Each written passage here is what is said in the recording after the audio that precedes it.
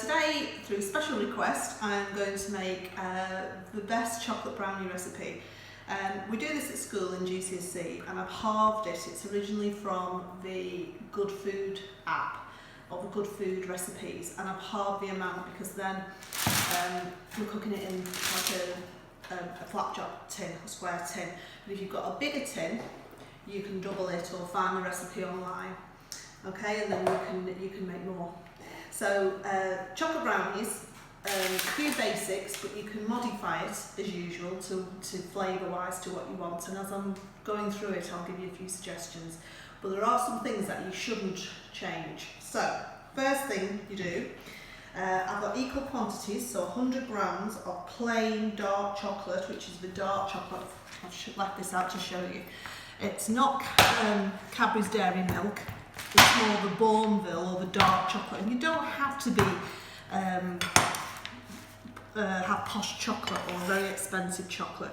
It's just plain chocolate. This is, I think, from Tesco or Aldi or somewhere like that, and it's just the plain stuff. Now, the reason why I get loads of people saying to me, I don't like plain chocolate. Well, you know, you're not eating it just with nothing else. You're putting it into a cake. And the reason why you use plain chocolate is it's got less sugar in it, so the whole recipe is much denser and stronger chocolate flavour. So if you like the sugar brownies that you usually buy from the shops, that dense chocolate, really strong chocolate flavour, you need the plain chocolate. If you use dairy milk, and pupils do bring that into school to use, it will work, but it's not got that strong chocolatey flavour. And it's sweeter as well. But you can trial it and see what you think. So I've got 100 grams of plain chocolate, 100 grams of butter, and I'm melting it. Now you can melt it, that's what I'm doing in here. This is the microwave. You can melt it on a bain-marie. Now, most pupils will know what a bain-marie is. A bain-marie is when you get a pan, fill it with hot water, bring it to a simmer on the stove and put a bowl on top of it. And you should be careful with that though, that you don't get the steam going into the chocolate, because it'll make it all crumbly and funny texture. However, if you're confident with a microwave, melt it in the microwave, but keep checking it, because chocolate will burn, and keep stirring it. You can see it's quite steamy, this. That's been on in my microwave for about a minute and it's melted. If you think chocolate melts in your hand, it won't take long in a microwave. So just keep your eye on it. So that's your plain chocolate and butter, and you just give that a stir and it'll go into that nice glossy melted chocolate. Okay, and that's ready. So you can put that to one side and just leave it. I'm going to whisk up my eggs and sugar. So it's 120 grams of caster sugar or white sugar and 2 eggs I'm using. If you find the original recipe, you'll see it's got 3 eggs, and I thought, oh, I can't be bothered trying to do 1.5 eggs. So these are quite small eggs. So 2 eggs and some sugar. Someone asked me at school whether I should be using brown sugar. You can do, again, you can try it with brown sugar, you get a fudgier sort of consistency, so that might be quite nice to try. I'd do a soft brown sugar if I have the choice. You can also use golden caster sugar as well. So I'm going to whisk this up, and you'll see a big change in this, because when we whisk eggs up, the egg white traps air and increases in volume. And it's like when we've made meringues in GCSE classes, when we've whisked it up, you start off with a little bit of egg white and you end up with a big fluffy bowl of meringue, and that's what happens here. So it'll end up being a bit like thick, like a custard, like you might put on a pie or something. So I'm going to stick this in and make a bit of a noise while I'm doing it, but you'll see it'll take a couple of minutes. So I hope you can hear over this. I've got my oven on about 160, 170. It's a bit of a cool oven for a brownie. And the end result will want a nice kind of almost like a cracked skin on the top of it, like a bit of crust on the top of it, and underneath it'll be nice and dense. And it's soggy. I think it's gooey. Don't like them too like a chocolate cake. You want it a bit gooey. And I've always found this recipe pretty successful.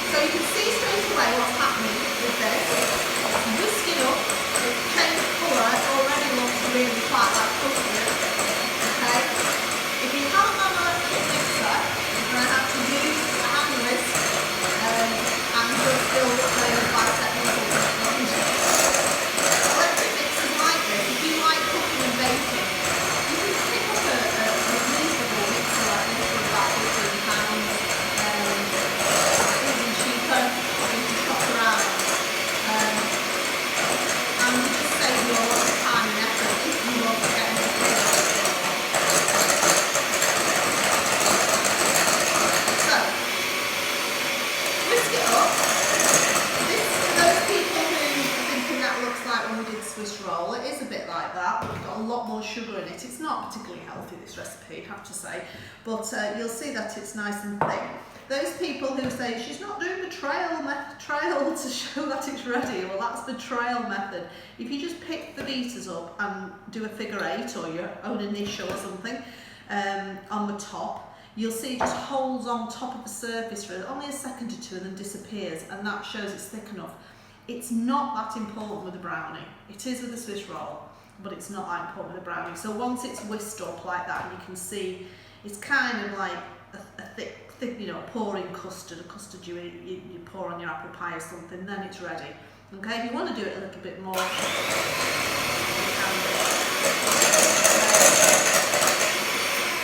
making a noise on that. I'm going to turn it off and gamble, that's enough. Okay, we don't need the beaters anymore. If you want to, you can use them on low to do the next bit, but it's too noisy, so I'm going to use the spatula instead. So we've got the melted butter sugar, we've got my eggs and butter and chocolate, sorry. We've got my eggs and sugar whisked up, and into this bowl I have got 40 grams of plain flour, because I said it needs to be quite dense, so we don't need a raising agent. If you've only got self-raising, try it, okay? It won't make a huge difference.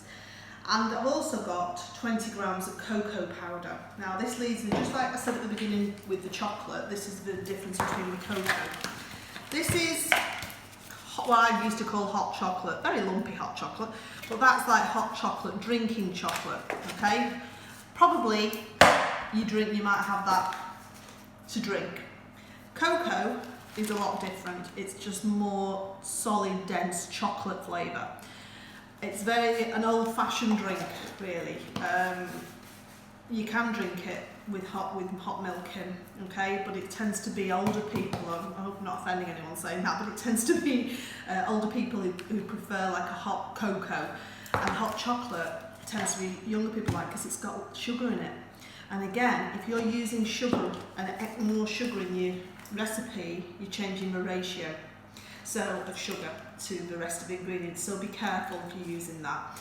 I always swap it if pupils bring that into school. I'll swap it for cocoa. Some recipes you need hot chocolate, but not very many. It's not really something an ingredient for the cake making. You tend to use the cocoa for that nice strong flavour. Right, so I'm almost ready. Last thing to show you is the chocolate.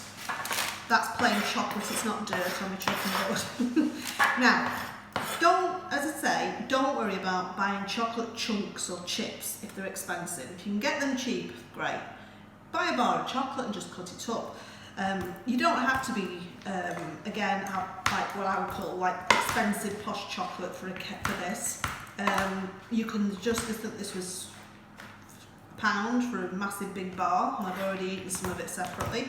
And all I'm doing is cutting it up into chunks, and I quite like it chunky for this recipe. It should have about, I would say, go up to 100 grams. If you want more in, put a bit more in. If you want to put half milk chocolate, dairy milk, Galaxy, something like that, or you can try it with even like crunchy or other kinds of sweets. You can try it and see what it's like. Beware using things like crunchy and Rolos and caramels and stuff, because they've got that sticky filling. So if it goes into the brownie, it could change the texture. So make it first with normal chocolate, and then you can see what you like. Something that doesn't change when you're cooking is nuts. So if you're not allergic to nuts, you could use some nice almonds or something like that, pistachios or something like cashews even, or I'll tell you what's really nice, peanut butter. So you could put some peanuts in and a just blob peanut butter, and that's quite nice. But again, you know, make it plain first and then do your tweaking afterwards when you know what it's like. So I've got my tin, and I've got my baking parchment. It's worth, again, if you like baking, picking up a roll of baking / greaseproof paper from the supermarket. Home Bargain, B&M, they all have for about £1. It's quite a lot more than that in other places. But you want the baking parchment because it doesn't stick. So you cut a piece, and as I say, we do this in class from up in upper school when we've got time. But you're just using this purely so the cake comes out. So what I've done with my little birdie, I keep meaning to buy a new one of these, but I just grease it with a little bit of butter, and you're not, you just want to stop it sticking. It's purely what you're doing. Cut your paper a little bit bigger all the way round, and then that butter that you've put in the tin should help this kind of stick to the sides.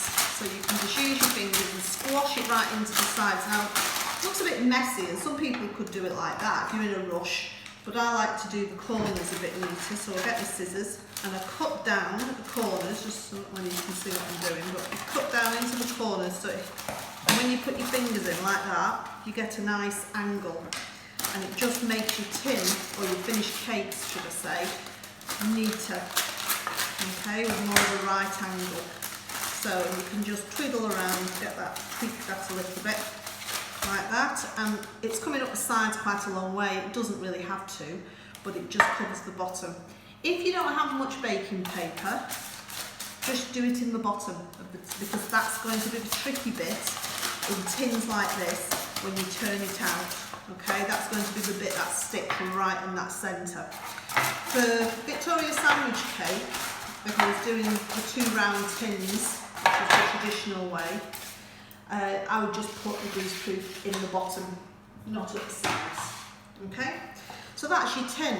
If you don't like it sticking up so much, or your oven shelves are close together, or you just, you know, you like to do it tidier than me, and you're not rushing quite as much as I am, you can just trim that off. Okay? There you go, there's your tin. And I just greased it over lightly again. You don't need to use much, you can even use the spray. It's quite good for doing that actually, because you don't put too much on. Spray oil is what I mean. Okay, so there's your tin ready. If you've got a round one, or you've got a glass one, or you've got something like that, absolutely fine. Don't fret too much if you haven't got all the right equipment. Just think, if you haven't got any tins like this, but you've got bun tins, the small cakes, you could do small brownies like that as well, like in fairy cake cases or the silicone cases, but obviously they'll need less cooking. Okay, so that's the tin ready, got my ingredients ready. We just need to assemble it now, and all we do is mix it all together. Now it's up to you which way round you go. I'm going to go, what am I going to do? I'm going to do it this way. I'm going to use the chocolate, which is now cooled. I mean, you'll find recipes say leave it to cool, and it will cool pretty fast, so don't worry too much. But this has cooled a little bit from the microwave. The only reason it says that is so that you don't start cooking your eggs. You have to be very hot to do that, so don't fret too much about that. And I'm just going to fold, and this one I'm using a spatula. If you haven't got one of these spatulas, use a metal spoon, okay? And just keep scooping it round, and you can see through the glass bowl, just scooping it round. Try not really to bash those air bubbles out that's in the egg and the sugar. Okay, now I confess, use the electric mixer at this stage, and it still works, so don't worry too much if you're a bit heavy-handed. For some cakes it's essential, for this one not so much. My flour and my cocoa,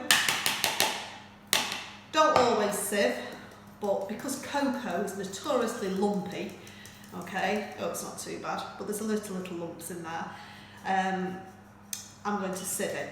Again, don't let that put you off. If you haven't got a sieve, just stir it in, okay?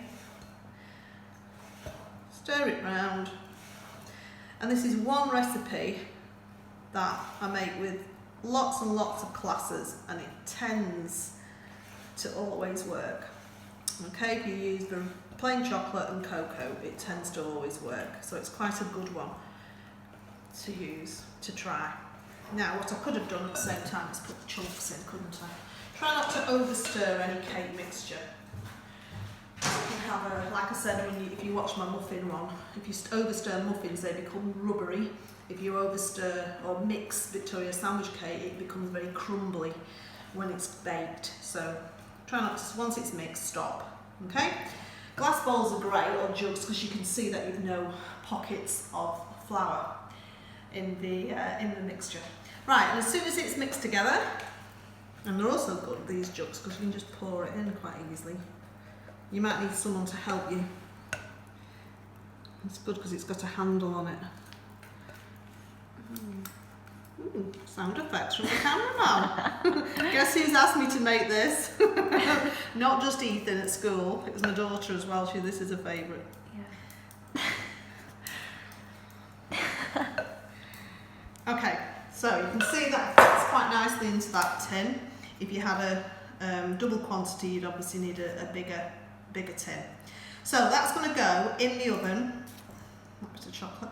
Go in the oven for about, it's a bit harder to say with a brownie, but this takes about 20 to 25 minutes at 160-ish, a little bit cooler as I said before, and it's a bit of a tricky one sometimes to tell it's ready, so when it comes out I'll try and give you a few pointers.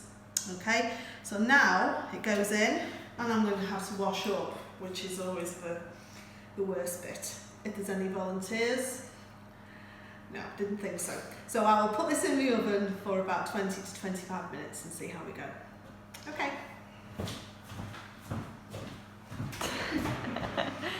Right, this has been in the oven for about 20 minutes.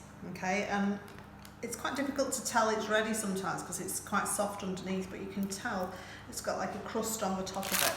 Okay, you can use a skewer or a knife and just push it in the middle and it should come out relatively like non-sticky. Sometimes you find it's a bit gooey, but that's fine. When it cools down it'll set, and this has been out of the oven for a few minutes now, so I can lift it out of the tin. Okay, and when you pull the paper down you can see it's ready. If it's really runny in the middle you might need to just put it back in for a few more minutes, about 5 minutes. Don't be tempted to turn the temperature up on your oven. Keep it at the same temperature. Because if you turn the temperature up, it will burn the top of it. Okay, so just keep it at the temperature and keep it in for a little bit longer. The bigger it is, if you do the double quantity or the normal quantity, it will take a little bit longer, more like half an hour, 35 minutes. So I'm going to cut it up. Don't know what size people really want, but if you're having it with a cup of tea, or you're having it as a pudding, you might want different sizes. So I'm going to cut this into 9 to begin with. Quite a healthy portion. You might want to dust a little bit of icing sugar on the top. And you can see the big chunks of chocolate there. You can go on the plate, you can do a few strawberries. If you want to do something fancy with a strawberry, hold it with the stalk on firmly. Cut right the way through, and if you just gently tease it a little bit, you get a nice little strawberry to put on top or on the side of your plate. You could even dip the strawberries in chocolate. And my special request is some cream on top. You could whisk that up. If you were doing it for presentation, you could whisk it and hype it. A bit of grated chocolate on top, a bit of chocolate flake. Or you could use some ice cream. Pretty yummy. Hope you enjoy it. See you next time. Bye.